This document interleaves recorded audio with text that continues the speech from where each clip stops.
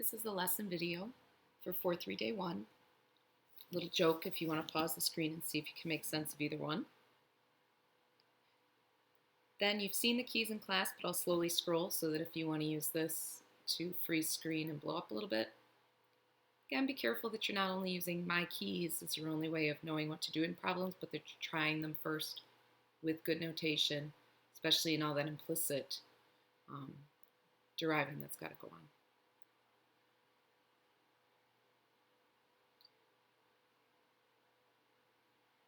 All right, if you're back, it's that you're ready to do the 4-3 Day 1 lesson. So we start doing derivatives of all sorts of functions. Inverse functions is one that we have to be able to handle. We haven't done stuff with inverse functions so much, so we're going to review just a little bit. You've had them in your background. The notation for inverse functions is typically that looks like it's f to the -1, but it isn't a -1 power. It's the inverse notation. So for trig functions, there's two notations. And so to make it clearer, a lot of people don't use that notation of the -1 when they do trig derivatives or trig inverse functions.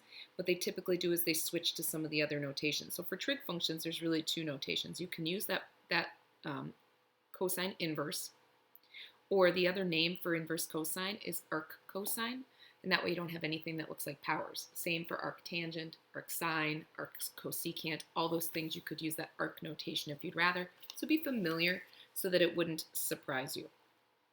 So the two things we have to keep in mind about inverses all the time, and you graphed them in the past, is whenever you have an inverse function like inverse cosine, we want to compare it back to its function that it came from. So cosine of x, the input is a ratio.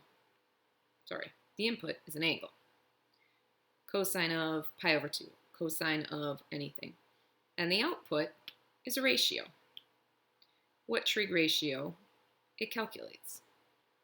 When we do arc cosine and we say y equals arc cosine of x, then the input is the ratio. We switch that role of input-output, and the output is the angle. You used that when you knew a trig ratio, and you needed to look up what angle that ratio represented. So, in other words, if a function called f of x has an ordered pair called ab, then you switch the role of x and y, and its inverse contains the point b comma a. So if you look over on the graph, I've got some inverse functions graphed. The first one, f, contains 1 comma 0, labeling that f if it helps to make that larger. And the inverse function then, f inverse, we don't know what this function is, would contain the ordered pair 0, 1. Every point on the inverse has a reversed xy point on the actual function. So that's the first thing we keep in mind, and you did that a lot in pre-cal or in your other previous math classes. What you maybe didn't talk about is what happens as far as the slopes at that point. So let's go back to the graph for a minute. Whatever the slope is here, and it looks like it's positive something, let's just call the slope, and for the sake of just using some letters we haven't used in a very long time, let's call it g over h. Whatever the slope is right there. Then the slope of the tangent at that switched ordered pair on my inverse function, the slope right there is going to be not the reciprocal, but just the flipped, h over g. When you switch x's and y's, think about what happens in slope. Slope is y's over x's. So if you switch the role of x's and y's, the slope will become flipped over.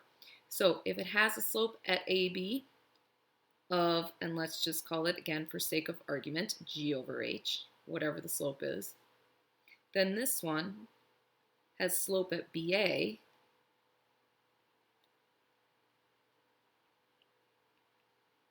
of h over g. So if we know the derivative value at 1, 0 on f, we know the derivative value at 0, 1 on f inverse will just be the reciprocal of the slope that we had. And this has a lot of application in calculus, because calculus, we're finding rates of change in slopes all the time. So over specific intervals of x values, the derivative of f exists and is never 0, because 0 has no reciprocal. Then here's what I know. Because they're saying slope exists on f and is never 0. So then what I know about f inverse is that a derivative exists for all those same x values as well. because I can take the reciprocal of a slope as long as it's never 0.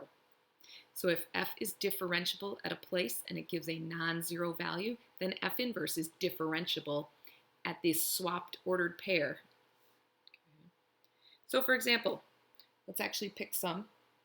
So I've got an x cubed graph on mine in orange, and you can label yours if that helps, that is your f graph in orange. And that's our x cubed graph. And then the green graph is the cube root of x, so that's our f inverse. And remember, inverses undo each other. So my original graph, and I'm just going to switch now to just black ink so we don't go crazy here. My original graph has points like 1, 1. Well, then 1, 1's also on my inverse, and you can see that's where they intersect. But my orange graph would contain, if you could see it, the ordered pair 2, 8. So then my green graph needs to contain the ordered pair 8, 2, because inverses switch the roles of x's and y's. At 2 on my orange graph, and I've blown it up a little bit, at 2 on my x cubed graph, the slope is pretty high. The slope is 12 there, the instantaneous rate of change. So then at 8, 2, you can see that's nowhere near as steep, but f inverse at 8, okay, because now we've switched the x value, is going to be 1/12. Not negative 1/12, literally just the reciprocal. So an AP question that you get a lot with this type of stuff is let the function be defined by, and they've given you this nice cubic. And here's how they sometimes ask the question to see what you understand about inverses. If g of x is f's inverse, and f of 1 is 10, what's the value of g prime at 10? So let's do some good separating what we know about f and what we know about g, which is f's inverse. So they told us an ordered pair that's on f right here. They told us that f contains the ordered pair 1, 10. So then here's what I know about f's inverse. It contains the ordered pair 10, 1. Well, that's helpful because 10 is what they've asked me the derivative value at of the inverse function. So if I can go back to what I know about f, and I think I can calculate f prime, so f prime would be 3x squared plus 7. If I can find the slope on f of 1, I can find the slope on g at 10. So the slope on f at 1 will be 3 plus 7, or 10. That means the slope on the curve is 10 here, so then g prime, the slope on the curve at 10, at that reciprocal point, meaning switch the x's and y's, is going to be the reciprocal slope. Pause that one and look back, see if you can make sense of what we knew about the function and its inverse, and slide back up to those two things we said we've got to know about functions and their inverses, about how a point switches ordered pairs, and slope at that switched ordered pair location is going to switch to being the reciprocal. Okay, sorry about the little sliding there, if it made anybody seasick. All right, so finding the derivatives of trig functions, you don't have this on your sheet. We could go through and derive every single inverse function's derivative. We could also go back to definition of derivative and take pages and weeks to do each one. So if you're interested in the derivation, where these trig derivatives came from for inverse trig functions, you can keep on this page for a little bit and see if you can kind of find your way through them. The other thing is your book does go through and derive some of them as well. But on blue note cards, you guys should have the derivative of the inverse trig functions. And they first look horrifying. You can see the minion. He's a little horrified. You will get used to these just like you got used to your trig function ones, your regular trig function ones. You thought those were tough. So like inverse sines. Inverse sine of whatever your input is, its derivative is 1 over the square root of 1 minus your input squared. And then this is the chain rule saying times whatever u's derivative is. So keep those blue sheets out and keep looking at them and looking at them and looking at them until you find commonalities, and you will find patterns among them about who's got negatives, whose order is different, things like that. For now, just use your blue card to get used to them. So let's actually put these to use right away. So let's go ahead and see if we can find, and I've left the derivatives over on the side just while you're getting used to them. So keep in mind, this is really my embedded or composition part. In the arc sine function, there is an embedded function 2x plus 1. So as I work through, I cannot forget about chain rule. It'd be really nice too, but I don't get to. So the derivative with some good notation so that nobody thinks it's equal to the function. So the derivative now, remember inverse sine's derivative, it's a fraction. It's 1 over. Then we need a giant square root sign for what it contains. 1 minus the embedded function, quantity squared, multiplied by, and not in the denominator, multiplied by our embedded function used derivative, which would be a 2. So that takes care of chaining on that du dx. And then cleaning this up just enough, maybe bringing that 2 into the numerator. You do not need to multiply out that denominator, again, unless you've got to check a multiple choice or find something that matches. So I would just as soon leave that. Okay, there are many simpler forms, so there are other ways that we could get that broken down, but let's just get good derivatives first. All right, inverse cotangent. You can pause the video at any time and try this yourself first to kind of give yourself a little test. So y prime, we need cotangent's derivative, cotangent inverse, sorry, is derivative. And it says I'm pretty laid back on my cot here. So -1 divided by 1 plus whatever my embedded function is. If it's just x, then that's x squared. But it's not. This is x squared plus 1, quantity squared. And then chain rule says you just used your embedded function, so we need x squared plus 1's derivative chained on, again as a multiplier in the numerator, not the denominator. And again, cleaning this one up just enough that we bring things into a single fraction as best we can. And I would just leave this, but again, if you had to match a multiple choice or something, multiply out the denominator, see if there's any factors that we could simplify a little bit more. But this is fine. And finally, inverse secants of 2x plus 1, and we're using pretty simple u functions in here, but this one's our u. Oops. So as we go through this, y prime, dy dx, whatever you want to call it, inverse secant I think is the fussiest of all of them. But remember, regular secant's derivative is kind of fussy. So it says the absolute value in the denominator of your u function, and then multiply by, in the denominator, the square root of, now this one's important because it's subtraction, the order, it's u squared minus 1, and in the numerator a 1, times, and then again, chain rule says what's your embedded function's derivative, and in this case, the embedded function's derivative is 2. When you go to simplify these, you want to decide if you can remove that that absolute value or not. You definitely have a 2 in the numerator. 2x plus 1 is not always positive.